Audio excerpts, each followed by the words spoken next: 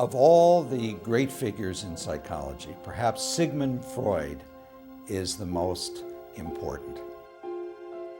We all speak Freud.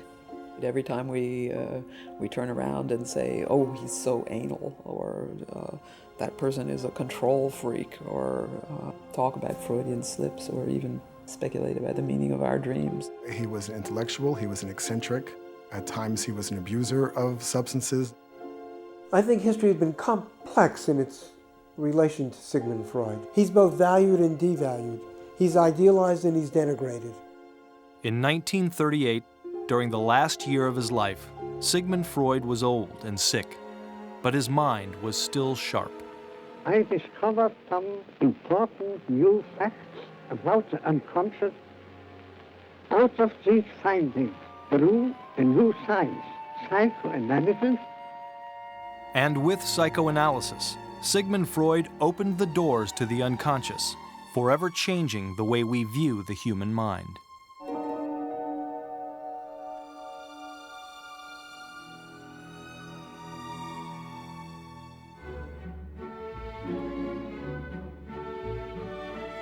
The late 1800s marked the end of the Victorian Age, a period of extreme puritanical restrictions. Any expression of human sexuality was considered an outrage. Respectable women only went to their doctors with a chaperone. Personal matters were never discussed in polite society. Professional therapists didn't exist, and people with psychological problems had nowhere to go. Mental patients were treated like outcasts. They were put in asylums and received antiquated, and in some cases, even barbaric care. Treatments included alternating hot and cold baths, lengthy periods of drug-induced sleep, and in some cases, brain surgery that resulted in death. It was in the midst of this, in 1886, Dr. Sigmund Freud began treating patients with a simple but radical approach. He listened. Physicians of that day prescribed, but they didn't listen. They were the authorities. The patient was expected to, in effect, obey and listen to the doctor. Listening to a patient's life history was an entirely new development. Freud's goal was to get his patients to talk as much as possible about anything and everything. In Freud's office, no subject was taboo. But rather than interview them face to face, he had his patients lie on a couch turned away from him, so that they would be more comfortable revealing their deepest thoughts. If his methods seemed peculiar, the theories behind them were even more outlandish. Sigmund Freud developed a revolutionary new way of thinking about the human mind. He introduced the idea of the unconscious. Freud believed that the unconscious is a place where we bury conflicts such as painful memories or unacceptable thoughts that we do not want to deal with. And this can make conscious life more difficult. He said the unconscious is the real us, buried down like the bottom of an iceberg. All we see is the tip of the iceberg above the surface of the ocean. That's the present day us. But what really makes us is the downstairs, the subconscious. We are driven by sexual desires, for example, that lay dormant but are trying to somehow affect our behavior. Freud was convinced that if his patients could bring their repressed thoughts to the surface through conversation, they would have to confront them. This alone could diminish their anxieties and eventually relieve them of their symptoms. This central Freudian notion of the unconscious mind is the one that everyone has to deal with, whether they accept it or reject it. They cannot ignore it. There aren't that many ideas within the history of ideas that have that kind of galvanizing power. At first, the mainstream medical community met Freud with scorn and derision. They labeled him a radical and revolutionary, a description that suited him even as a child.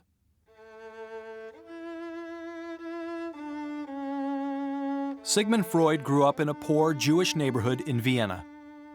As a boy, Sigmund was a brilliant, ambitious, and opinionated student. At school, I was always the bold oppositionist, always on hand when an extreme had to be defended. One could say that, in a certain sense, as we look at Freud's accomplishments, that he was already at a very young age in a class by himself. At 17, Freud graduated high school and entered the University of Vienna to study medicine. Medicine was a good way for a young Jewish boy who was very bright to make a career for himself. But Freud also clearly had a great deal of scientific curiosity. He always had, from his youth, this kind of questing. He would put himself a problem and then just go after it until he solved it. In 1882, Freud began an internship at the General Hospital in Vienna, and for the next 3 years, he experimented with a number of different specialties, including neurology. Freud was consumed by his research, but the 26-year-old was also in love. It was during his internship that Freud met Martha Bernays, a lively, intelligent woman. Martha came from a good Austrian family. This was his great love, and he struggled to win her and to get together enough money to be able to marry her, and it's over several years that this unfolds. Only one thing stood in their way. Sigmund Freud was unknown. He would have to make a name for himself first. Freud redoubled his efforts at the hospital. He dreamt of making a discovery that would make him famous, wealthy, and benefit mankind. He soon pinned his hopes for fame and fortune on a little-known drug, which seemed to hold great promise as an anesthetic and as a treatment for exhaustion and depression. It was cocaine. Freud believed in cocaine so much that he began using the drug himself, and even sent some to Martha. Freud said cocaine helped him relax in social situations and made him feel more like a man. You perceive an increase in self-control, more vitality and more capacity for work. This result is enjoyed without any of the unpleasant aftermaths which accompany exhilaration from alcoholic means. Anxious to capitalize on his discovery, Freud published a paper extolling the drug's virtues. But Freud deeply regretted his haste after the drug's addictive properties became known. It was a huge blow for Freud professionally. It was a source of great disappointment for Freud because he had hoped to be the discoverer of local anesthesia, cocaine being first used effectively as a local anesthetic. It's possible that Freud even thought it had certain aphrodisiac qualities. In 1885, Freud's career took a momentous turn for the better. That year, his research in neurology led him to Paris to study the problem of hysteria with Dr. Jean-Marie Charcot. Hysteria had become a catch-all diagnosis for patients who exhibited an array of physical symptoms like spastic tics and speech impairments with no known medical cause. Hysteria was widely believed to be incurable, but Charcot disagreed. Charcot felt that hysteria was not necessarily degenerative, that it was possible to think in terms of cure, and that it was a condition of psychological origin. And this is the beginning for Freud. Freud's year with Charcot was really a turning point for him. The experience of Charcot was very significant for the impression it made on Freud. People under hypnosis could become aware of thoughts, feelings, fantasies, issues that they were not consciously aware of. So it gave Freud a beginning feeling for the unconscious mind. Determined to explore this further, Freud went to work with Joseph Breuer, a prominent Viennese physiologist who was also researching hysteria. Breuer had been treating a patient named Anna O with a revolutionary new therapy, the talking treatment. Breuer learned that bringing Anna O back to earlier experiences which were disturbing to her and having her relive them and talk about them, talk them out, she symptomatically made extraordinary improvements in her condition. And it was Anna O herself, the patient, who coined the term the talking treatment. The work of Charcot and Breuer intrigued Freud. In 1886, he opened his own practice, dedicated to treating hysteria and other nervous diseases. However, Freud's practice wasn't an immediate success. He experimented with a variety of techniques, including electrotherapy and hypnosis, but his results were disappointing. He discovered by putting a person under a hypnotic spell that you can get them to remember things that they have forgotten, to make associations between memories that had not been clear to them. And you can produce a temporary alleviation of symptoms, but it didn't last. Then I had the further difficulty that it was difficult to make a determination between a person's memory and something that might be suggested by the hypnotist. And Freud became very cautious about suggestibility. Determined to avoid suggestion, ultimately Freud abandoned hypnotism, and he developed a new technique based on Joseph Breuer's talking treatment called free association. For Freud, free association meant encouraging his patients to speak freely, with as little censorship or guidance as possible. This process not only seemed to make Freud's patients feel better, but more importantly, over time, his patients' ramblings revealed to Freud their underlying conflicts. If patients like Anna O were allowed and encouraged to speak freely, inevitably the disturbing experiences that they brought up connected with their symptoms began to go back to adolescence and childhood. One such case was known as the burnt pudding case. It involved a woman who, as a child, had been abused by her father. Coincidentally, there was a smell of burnt pudding coming from the kitchen at the time. Years later, she was a nanny working for a family, and the father was again an abusive man. One day during one of these abusive episodes, not directed at her, the cook was burning the pudding. And the combination of the intense emotional experience triggered by the recurrence of the smell brought on a hysterical symptom.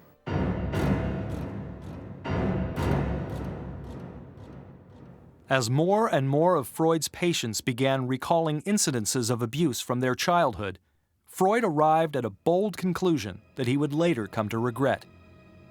All hysteria was caused by sexual abuse during childhood.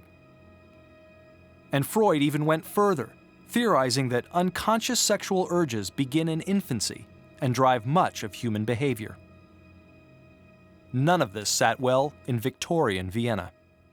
The Times certainly did not favor any unedited, unexpurgated discussion of sex. That much we can say automatically. And certainly the public in Vienna, back in that time, didn't want to deal with issues of sexual molestation any more than they really wanted to acknowledge all kinds of other problems inside and outside of homes. Despite his unconventional theories, Freud's own home life was traditional. Having married the love of his life, Martha Bernays, the Freuds had 6 children during their first 9 years of marriage. They settled into a typical domestic arrangement. While Martha managed the family, Sigmund Freud was consumed by his work. Freud not only saw patients 5 and 6 days a week, but some of the patients went with him on his vacations and continued their analytic work there. I cannot imagine life without work as really comfortable. I find amusement in nothing else. Freud's analytic work didn't stop with his patients. When his father died in 1896, Freud's grief moved him to begin a process of self-analysis. In effect, Dr. Sigmund Freud became his own patient. He was his own best subject.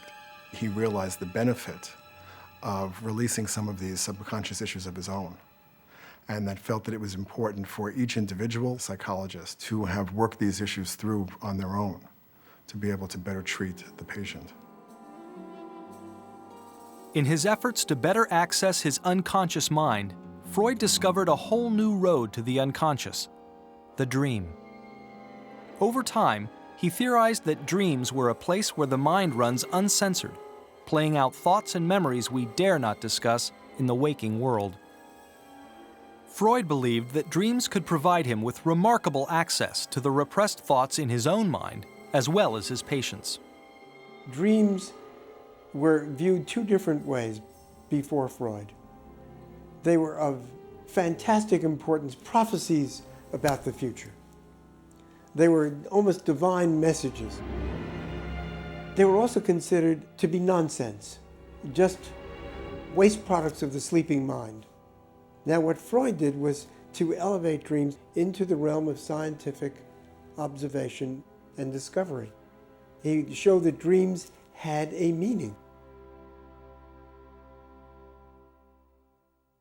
Freud presented his ideas on dreams to the world in 1899 in one of his most controversial books.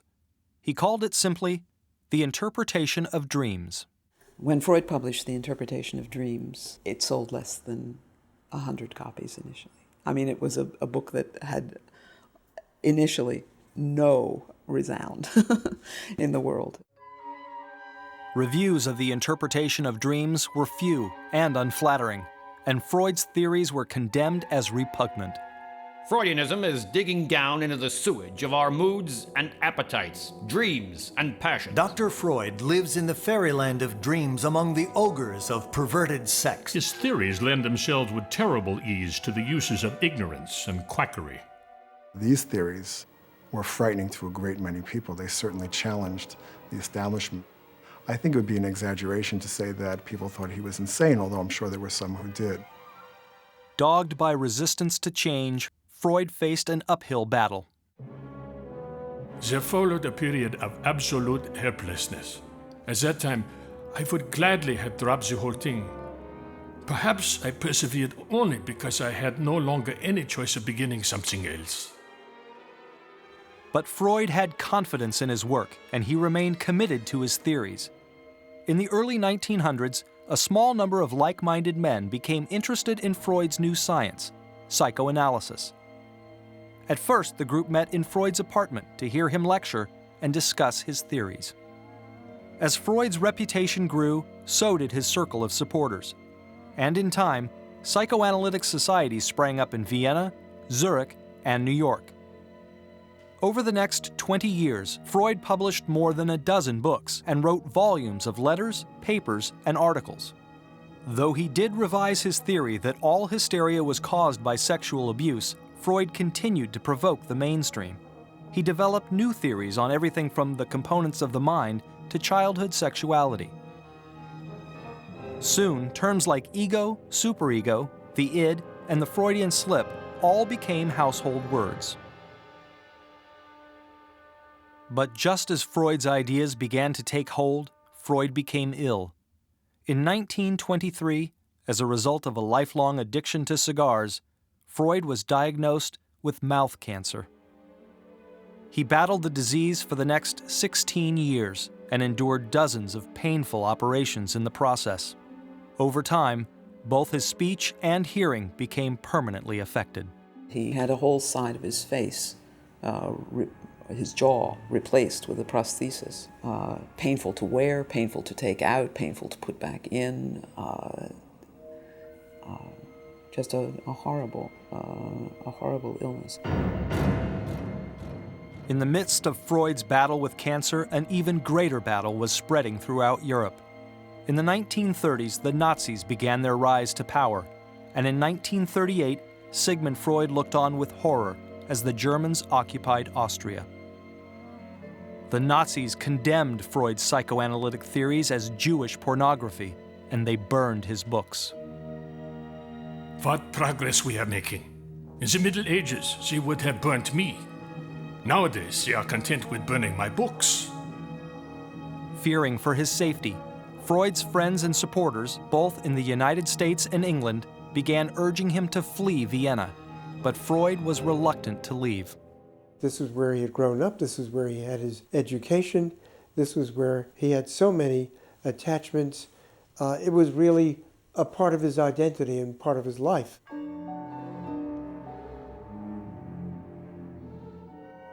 It wasn't until the Gestapo arrested his daughter Anna for questioning that Freud realized that he and his family could no longer safely remain in Austria. and in June of 1938, Freud left Vienna for London. Freud spent the last year of his life very ill, but surrounded by friends, family, and supporters. He died in exile in 1939.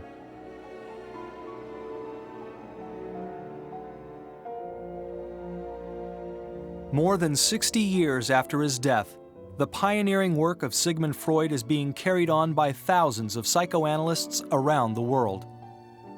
And what began as an effort to treat the mentally ill is today helping people from all walks of life. There's an openness in society today that can be traced directly back to some of the Freudian thought and theory and how things have shifted. We are a society that talks very freely about our inner feelings, about our conflicts, about sex, sexuality. This is all part of the Freudian revolution.